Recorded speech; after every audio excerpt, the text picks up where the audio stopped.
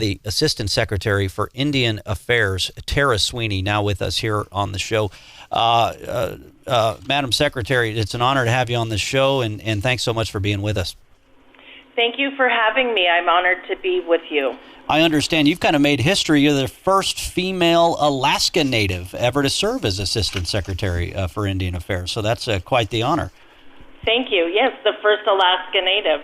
That's incredible.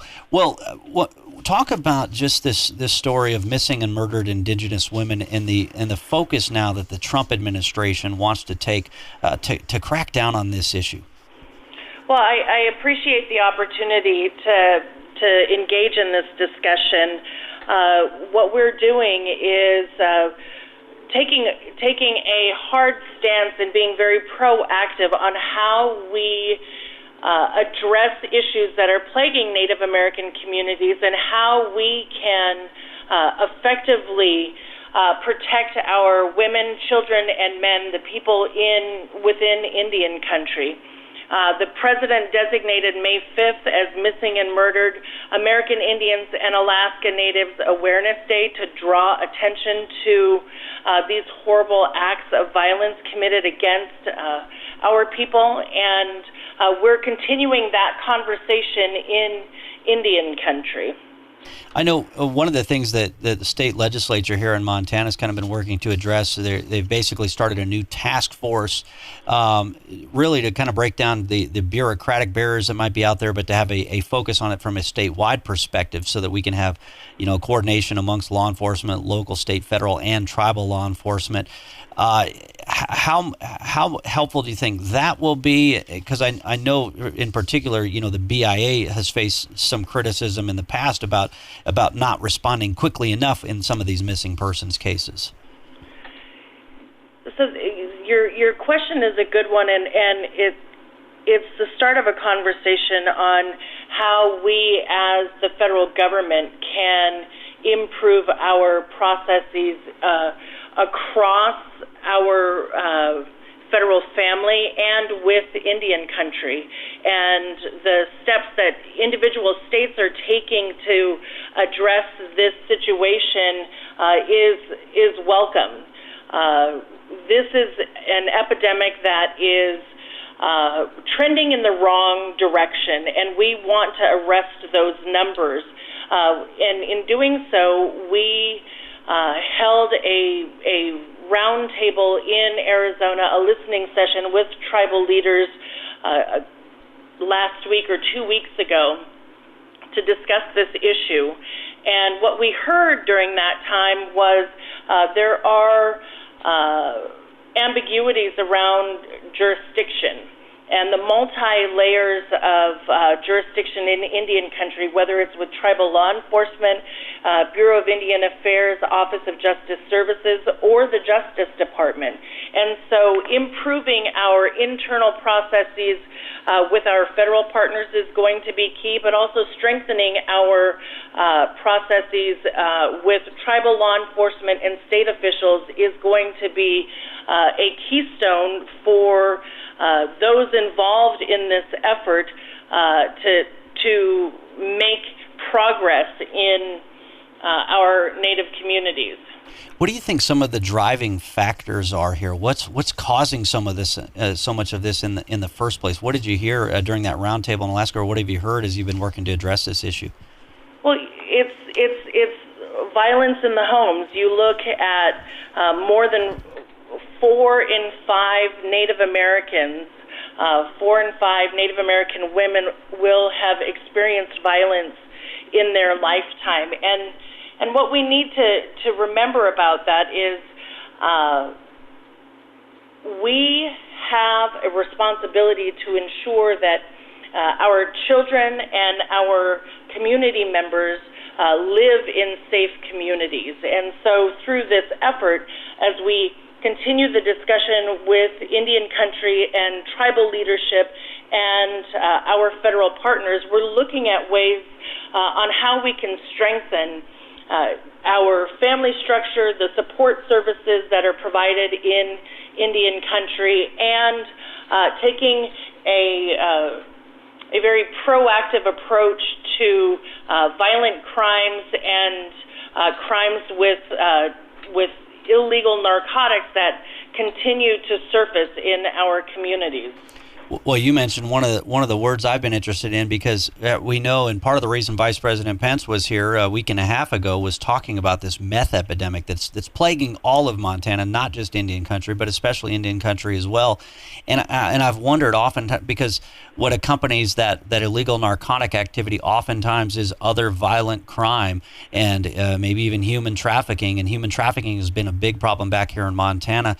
I wonder how much that plays a role. This meth problem and this drug epidemic also plays a role potentially in the missing and murdered indigenous women also.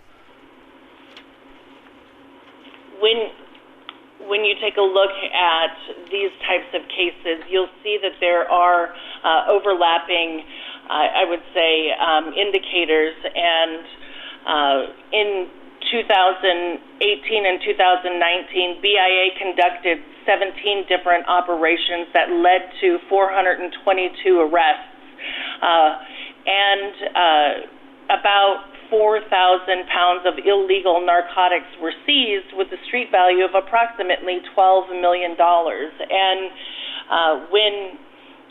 when we are faced with, I would say, issues like illegal narcotics in our communities, the overlap with violent crimes is present, and which is why this administration, President Trump and Secretary Bernhardt and Indian Affairs are absolutely committed to continuing to strengthen our Native communities, that we work to reclaim our Native communities from violent crimes and illegal narcotic activity. Yeah, and I understand you're leading the efforts on this effort to reclaim our communities, and that's a big focus that you're taking. We're talking now here on Montana Talks Live with Tara Sweeney. She is the Assistant Secretary of Indian Affairs, President Trump's Secretary of Indian Affairs. One of the challenges I've heard from both local law enforcement and federal law enforcement as they work to not only combat this drug problem, but maybe it also applies with missing person cases as well, as they said, it's so hard to develop a source network. Oftentimes there can be a lack of trust between folks in our reservation communities, also with some of the law enforcement that might come from outside of those communities. And so how can that trust be built so that both federal and local law enforcement that may not be in the reservations can also partner with folks and develop more of a source network to help combat this drug problem and help crack these missing persons cases as well?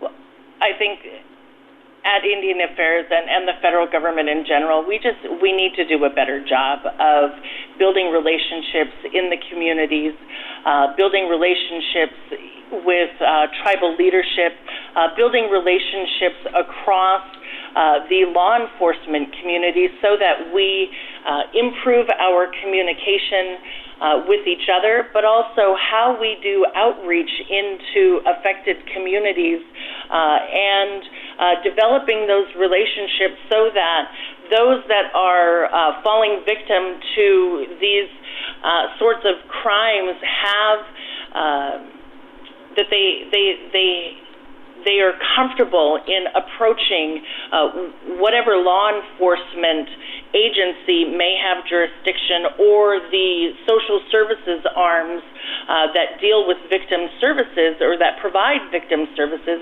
that there is that trust, that they know that they are safe when they approach those with authority to address these issues. And as federal partners, we need to do a better job in Indian country.